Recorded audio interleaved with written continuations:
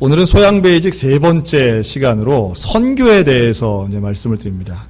당연히 앞에 우리 웅장한 찬양이 있었으니까 오늘은 설교는 짧습니다.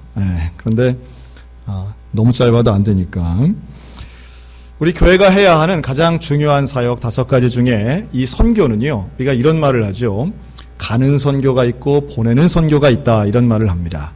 근데 가는 것이나 보내는 것이나 또는 해외에 가 선교하는 것이나 내가 지금 살고 있는 이 지역을 전도하는 것이나 하나님이 우리에게 맡겨주신 정말 중요한 일이 바로 이 선교라고 하는 겁니다.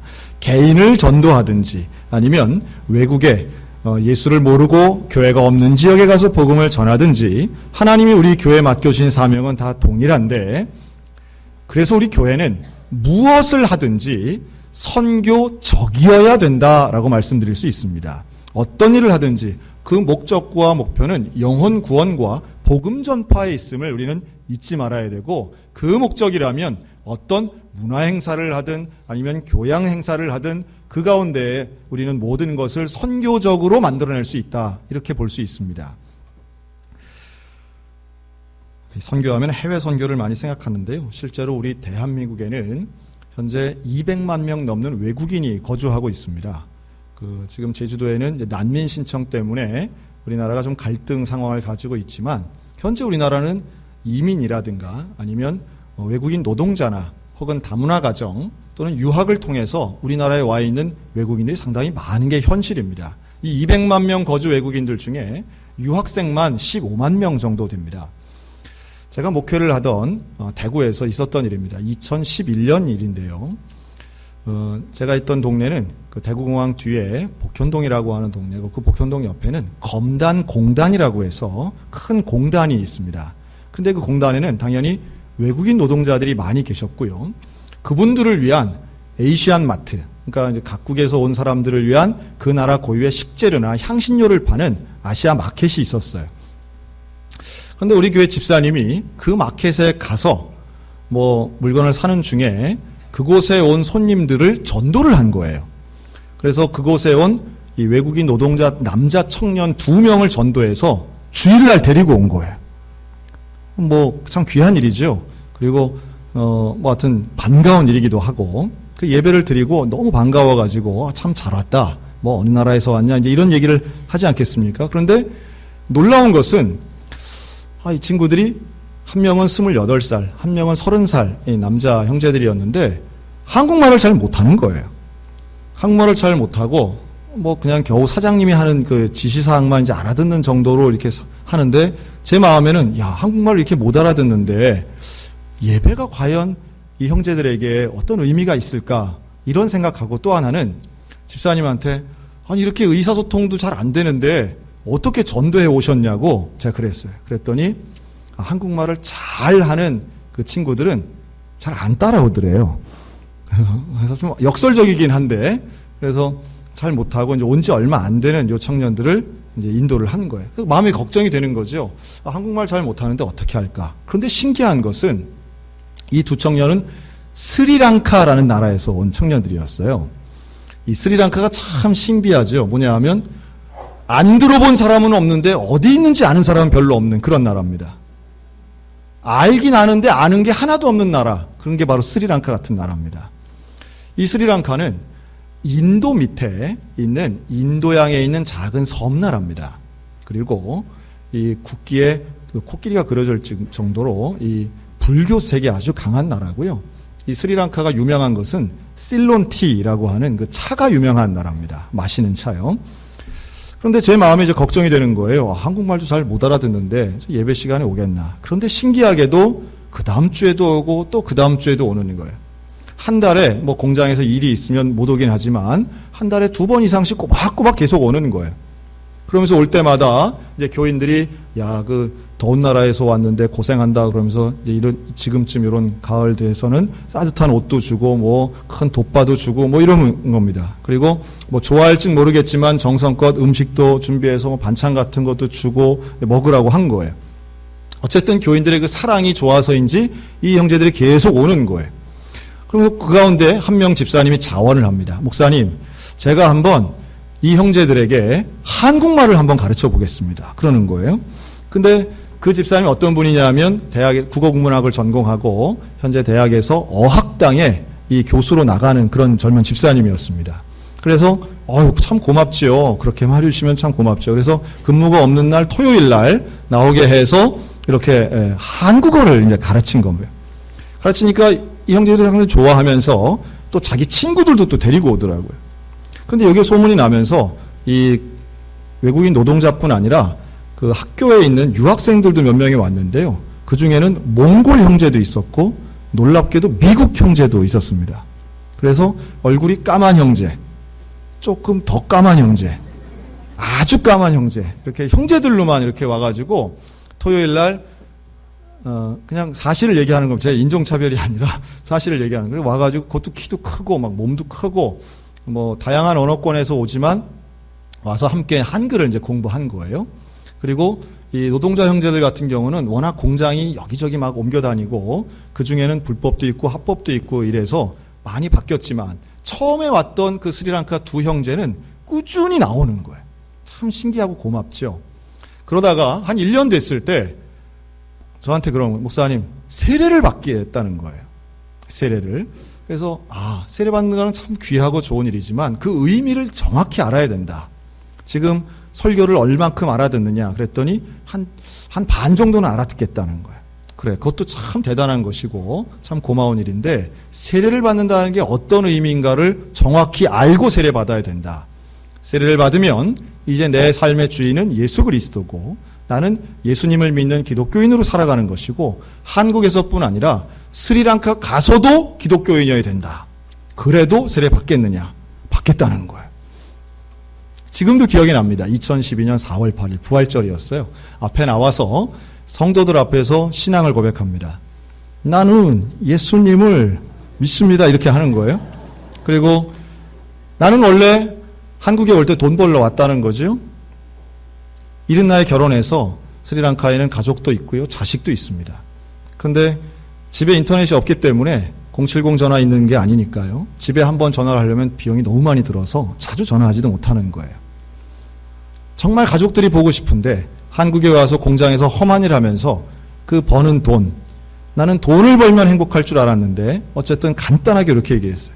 예수님을 믿어서 나는 행복해졌습니다. 그리고 세례를 받았어요. 그 세례를 받는 그 시간에 제가 처음으로 한번 물어봤습니다. 이 형제들을 우리가 부를 때 하나는 마션이라고 불렀고요. 하나는 수산티라고 불렀어요. 그래서 근데 이 이름이 정말로 스리랑카에서 부르는 당신의 풀네임이냐? 그랬더니 그건 아니라는 거예요. 그러면 형제들이 이름이 정확하게 뭐냐? 그걸 그때서 물어본 거예요.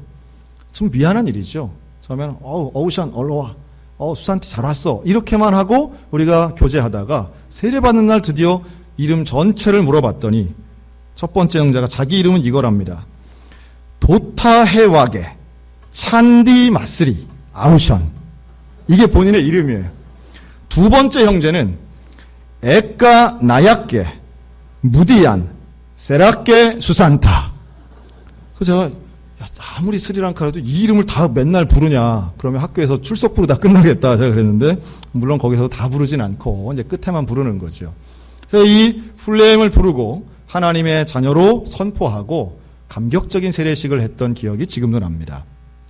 그리고 그 이후에도 2년간 정도 더 신앙생활 하다가 본국으로 돌아갈 때 환송회를 했던 기억도 생생합니다. 여러분, 교회 안에서 제가 그런 이야기를 했어요. 이 스리랑카는 알고 보니까 불교 국가고 70% 이상이 불교를 믿는데요.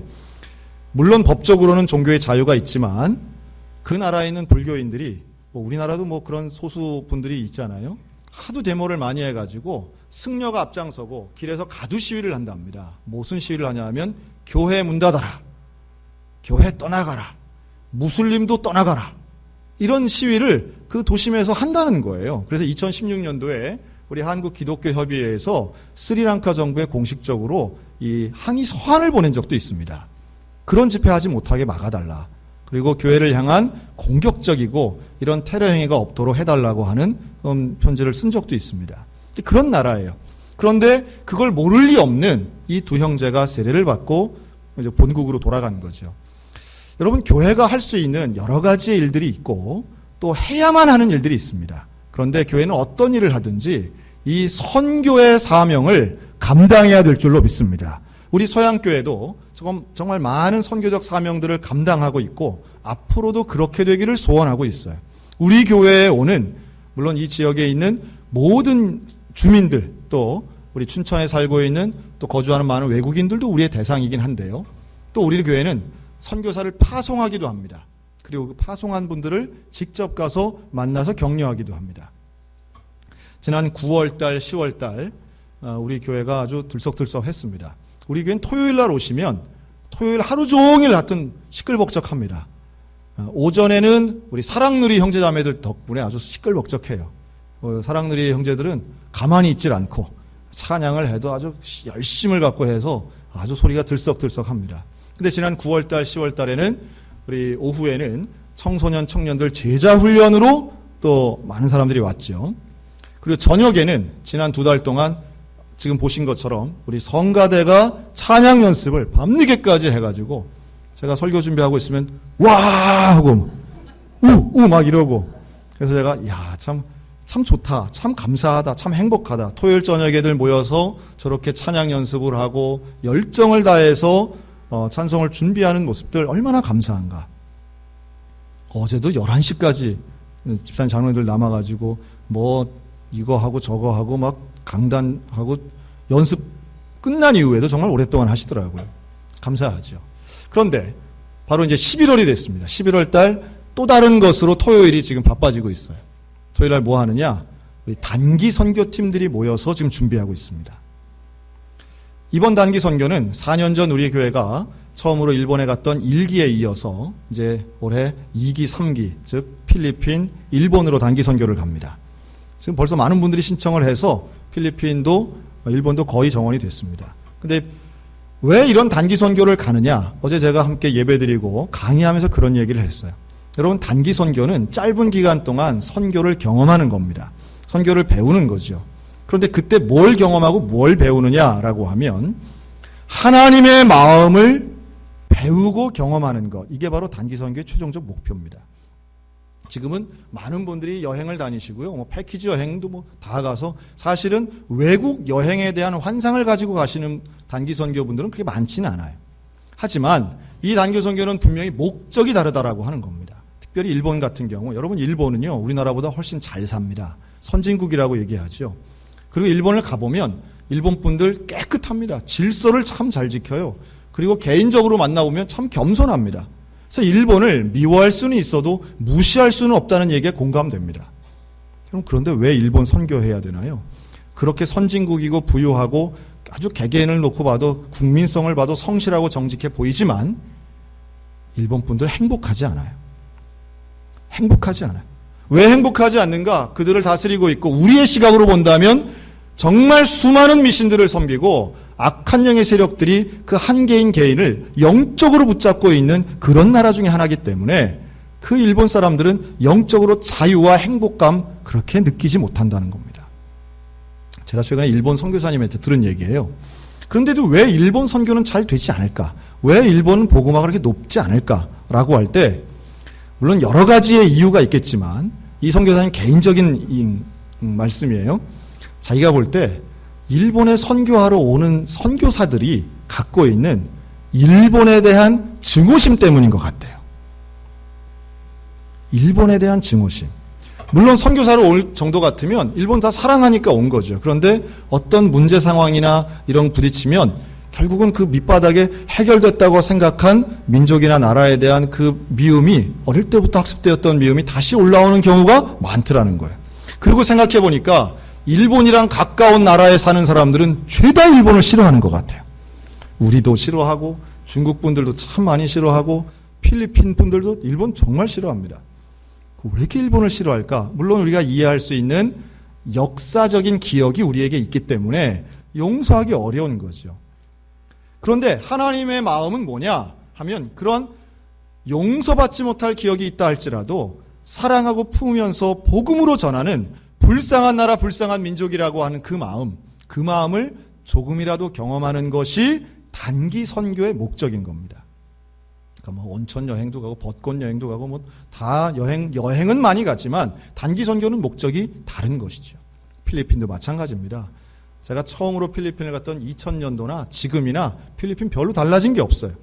가보면 우리 청소년들이 특별히 이번 필리핀에 많이 신청을 했는데요. 우리 교회 중고등학생들이 필리핀에 단기 선교를 가서 뭐 다른 관광지를 가는 게 아니라 산꼭대기 위에 있는 정말 가난하게 사는 마을에 가서 그 지역의 학교도 방문하고 교회도 방문하고 또래 아이들도 만나고 준비한 프로그램을 가지고 전도하는 가운데에 하나님의 마음을 경험하고 내가 받고 있는 하나님의 은혜가 얼마나 큰가를 깨닫는 것, 그리고 단기 선교 이후에 정말 선교적 삶을 살기로 결단하는 것이 이러한 단기간의 선교 훈련의 정말 중요한 목적이라고 하는 겁니다. 여러분 기도 많이 해주시기 바랍니다. 우리 교회의 이 단기 선교팀들이 토요일마다 지금 준비해서 내년 1월, 2월, 3월 달에 가는 이스라엘 팀까지 이 각 팀들이, 그리고 여름에는 또 가족들 단위로 함께 가는 국내 단기 선교까지 이 모든 단기 선교를 통해 선교적 교회로 우리 교회가 더 쓰임 받고 우리 개개인들은 하나님 주신 사명을 잘 받아서 우리 다음 세대도 훈련받고 장년들도 함께 선교하는, 하나님 마음을 시원하게 해드리는, 하나님 소원 풀어드리는 위대한 교회가 되기를 주님의 이름으로 축원합니다. 그럴 때 우리에게 주시는 하나님의 말씀의 가르침은 빚진 자의 마음 가지고 하라는 거예요. 선교는 빚진 자의 마음을 가지고 하는 겁니다. 해도 되고 안 해도 되는 것이 아니라 반드시 해야 되는 빚진 자의 마음 가지고 하는 거죠. 그리고 사도행전 1장 8절에 보면 우리가 선교하고 복음을 전해야 될 이 범위를 얘기하는데 예루살렘, 온 유대, 사마리아, 땅 끝까지 이르러 내 제자가 되라고 말씀하지 않습니까? 여기에서 해외 선교를 땅 끝이라고 본다면 예루살렘도 중요한 거예요. 예루살렘은 어딜까요? 우리가 살고 있는 바로 이 지역입니다. 이 동네입니다. 여러분, 우리는 춘천을 사랑하고 춘천 복음화를 위해 협력해야 될 줄로 믿습니다. 또 하나님이 이 동네에 세우셨다면 우리 소양교회의 정말 중요한 목적 중에 하나는 소양동, 근화동을 복음화하는 거예요. 이곳에 사시는 분들에게 좋은 이웃이 되는 거예요. 함께 거하는 거예요. 같이 가는 거예요. 서로 사랑하고 서로 섬기고 하나님의 복음을 전하면서도 이웃의 아픔에 귀를 기울일 수 있는 그런 좋은 교회가 돼야 된다라고 하는 겁니다. 어제 춘천복지관에서 연락이 왔습니다. 지난 주 중에 춘천복지관에서 무슨 연락이 왔느냐 하면 우리 소양교회에서 우리 복지관에 매달마다 오셔가지고 미용 봉사를 해주시는데 참 감사합니다. 우리 상을 드리고 싶은데 언제 시간 되면 알려주세요. 되시는 시간 알려주시면 상을 드리겠습니다. 상을 누구한테 준다는 거예요? 누가 와서 받으라는 거예요? 절 보고 와서 받으라는데 저는 가서 머리를 깎아드린 적이 한 번도 없거든요. 아유, 그렇죠. 일하는 사람 따로 있고 상 받는 사람 따로 있나 이제 이런 생각이 드는데 제가 감사한 건 그겁니다. 우리 교회가 정말 오랜 기간 동안 지금 매달마다 2군데 이상 가서 미용 봉사를 하고요. 또 매달마다 60가정 이상의 반찬 봉사를 하고 있습니다. 이런 것들을 주변의 이웃들이 고마워하고 알아주고 있구나 하는 것은 너무 고마운 일이죠. 또 지난 추석 때 우리 여전도 연합회와 연합해서 우리 주민센터에 이 지역에 있는 분들 100가정 이상 선물을 드렸거든요. 그랬더니 그 이후로는 주민센터에서 전락이 자주 옵니다. 어디 이번 공진천 축제하는데 우리 어르신들 좀 모시고 갔으면 좋겠습니다. 이렇게 교회에 하여튼 소통하는, 도움을 요청하든지 또 뭔가 고민에 대해서 함께 얘기할 수 있는 그런 소통이 된다는 것만도 참 감사하고요. 우리가 섬길 수 있는 부분들 최대한 협조하는 것, 그리고 함께 나아가는 것, 바로 우리 주변 분들의 필요를 채워드리는 것, 우리가 할 수 있는 일을 한다는 건 얼마나 귀한 일인가. 11월 17일 날 우리는 지금 연탄 나눔 행사 준비하고 있습니다. 광고 2주만 했는데 벌써 수천 장 연탄 비용이 다 들어왔어요. 후원 벌써 차고 넘칩니다. 더 하셔도 되긴 되는데, 근데 우리 장로님들이 참 검사한 게, 연탄 나눔이 그냥 되는 게 아니더라고요. 제가 2가지에서 놀랐는데, 하나는 우리 주변에 아직도 연탄을 사용하시는 에너지 약자가 참 많다는 것. 이게 참 많으시구나. 하나고요. 또 하나는 연탄 나눠주는 게 생각보다 복잡한 과정이 있더라고요. 왜냐하면 이게 연탄이 한두 장도 아니고 수천 장을 나눠드리려면 한 곳에다가 내려놓고, 그러려면 넓은 부지가 필요한 거죠. 그리고 각 집마다 연탄을 보관할 수 있는 양들이 정해져 있어요. 한량없이 갖다 놓을 수 없잖아요.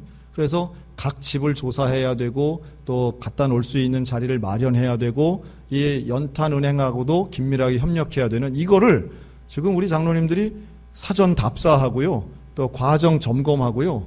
또 할 때 무슨 입어야 될 무슨 뭐 장갑이나 무슨 뭐 비옷 같은 것도 다 준비하는 열심히 지금 준비하고 있어요. 여러분 11월 17일 날 많이 함께 오셔서 우리 이웃에게 연탄을 함께 나누는 그런 일들에 동참하셔도 참 좋겠다는 생각이 듭니다. 뿐만 아니라 우리가 이 지역을 복음화하기 위해서는 다른 교회와 연합해야지요. 지난 부활절날 우리 교회에서 연합예배가 있었습니다. 우리 교회에서 춘천에 있는 다 모든 교회들이 함께 모여서 예배드리는 그런 도구로 우리 교회가 사용됐다는 것만으로도 참 감사한데요. 그런데 오늘 오후에는 강원 지역 3개 지방에 대표할 수 있는 6개 교회의 성가대가 우리 교회에 와서 찬양 축제를 합니다. 지난주에 광고한 대로 원래 계획된 건 다른 교회였는데 그 형제 교회에 화재 사고가 나서 지금 우리 교회로 긴급하게 열흘 전에 이게 바뀌었거든요. 참 당혹스러운 일이지만 우리 장로님들 또 우리 여전도연합회에서 아주 적극적으로 지금 이걸 열심히 준비해서 우리 교회가 이걸 또 감당하게 됐습니다. 감당할 수 있는 것만도 감사하고 춘천과 강원도를 향한 우리 교회의 또한 저력을 발휘할 수 있어서도 감사하고 또 우리 교회를 사용해 주시는 그 하나님의 은혜가 참 감사한 거죠. 도청이 가까이 있고 명동에 있는 많은 직장인들을 우리가 섬깁니다. 그래서 매월 도청선교회 직장인연합회가 우리 교회에서 예배드리고 있고요. 잘 모르시겠지만 도청 직원들이 출근하면서 우리 교회 지하에 있는 예배실에 참 많이 와서 기도하고 가십니다. 많은 기독교인들이 항상 열려있는 소양교회에 와서 기도하고 저에게 고맙다고 인사를 하세요. 우리가 붙이는 캠페인 전도에 많은 분들이 관심을 갖고 와서 저는 스마트폰으로 그 사진 찍어 가시는 분들 봤습니다. 하나님 앞에 우리 교회가 한 마음이 되어서 선교하고 전도하는데 이웃에게 이웃을 뭐 정복하거나 이웃을 뭐 다스리거나 가르치려는 마음보다 좋은 이웃으로 다가가려고 하는 겸손하고 열린 태도라면 하나님 우리에게 더 귀한 사명 맡겨주실 줄로 믿습니다.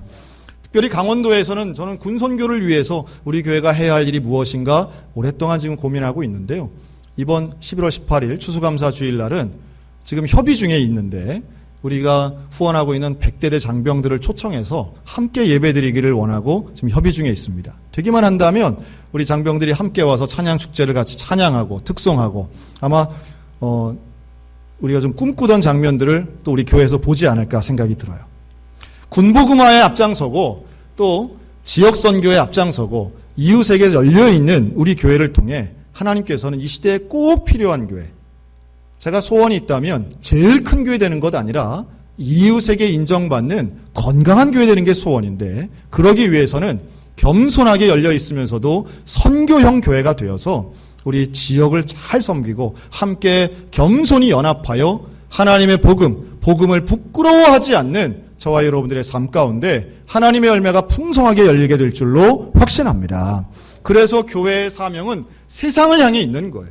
하나님이 우리에게 주신 교회에 주신 사명은 교회끼리 세상과 담싸놓고 살라는 게 아니라 세상을 향하여 나아가라고 당부하시고 말씀하는 겁니다.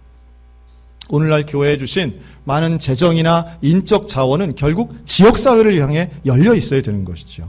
우리 교회는 여기에 대해 애쓰고 노력하고 연구할 겁니다. 11조원금을 예로 들면 이런 겁니다. 여러분 11조원금을 하나님께 드릴 때에 혹시라도 나는 10분의 1 하나님께 드렸으니까 나머지 10분의 9는 내 마음대로 써도 돼 라고 생각하시는 분들이 있다면 생각을 한 번만 좀 더 하셨으면 좋겠어요. 하나님은 물론 11조원금을 기뻐하십니다. 칭찬하십니다. 그러나 10분의 9를 어디에 어떻게 쓰는가도 우리 하나님은 유의 깊게 보시는 줄로 믿으시기 바랍니다. 시간도 마찬가지예요. 우리가 하나님 앞에 나와서 예배드리는 주일 오전 1시간 상당히 중요합니다.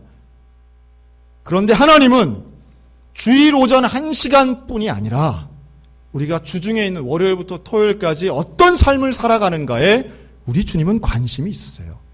어디에서 가장 많은 시간을 보내고 계십니까? 예를 들면 직장이나 학교나 가정에서 과연 나는 하나님의 제자로서 크리스찬으로서 살아가고 있는가? 여러분 그 모습이 선교적 삶을 결정한다는 겁니다. 직장에서 비밀 요원 되지 마시고 오직 의인은 믿음으로 말미암아 산다라고 하는 이 오늘의 말씀처럼 하나님의 복음을 드러내는 삶, 하나님을 믿는 크리스찬다운 삶, 직장 안에서의 거룩한 선교사적인 정직하고 성실하고 온전한 삶을 사시기를 주님의 이름으로 축원합니다. 직장에서 크리스찬답게 살라고 하는 게 꼭 율법적인 삶을 의미하는 건 아닙니다. 직장 가가지고 일 안 하고 맨날 성경 보고 있고 일해야 될 시간에 나는 기도할래 하고 우선 5시간 기도하는 이걸 얘기하는 게 아니에요. 기도와 말씀은 우리가 시간을 따로 떼어서 교회에서 하시면 되고요. 열심히 일하시기 바랍니다. 성실하게 일하시기 바랍니다. 정직하게 일하시기 바랍니다. 일터에서의 크리스찬의 모습은 바로 우리의 모습을 통하여 하나님이 영광 받으시는 것인데 그 영광은 일상의 삶 가운데 녹아드는 거예요. 겸손함이고 정직함이고 성실함이라고도 말할 수 있습니다. 빛과 소금이라고도 말할 수 있습니다. 그리고 모든 믿는 자의 삶, 의로운 사람은 오직 믿음으로 말미암아 살리라. 우리의 원칙은 세상을 향한 하나님의 마음이 원칙이 되어야 된다는 거예요. 사랑하는 성도 여러분, 오늘 우리들 모두에게 주신 하나님의 선교적 사명이 오늘부터 영원까지 하나님 나라 갈 때까지 온전하게 자리 잡혀서 복음을 부끄러워하지 않고 빚진 자의 삶을 살며 오직 믿음으로 살아가는 선교적 사명을 감당하는 우리 모두가 다 되시기를 주님의 이름으로 축원합니다. 아멘.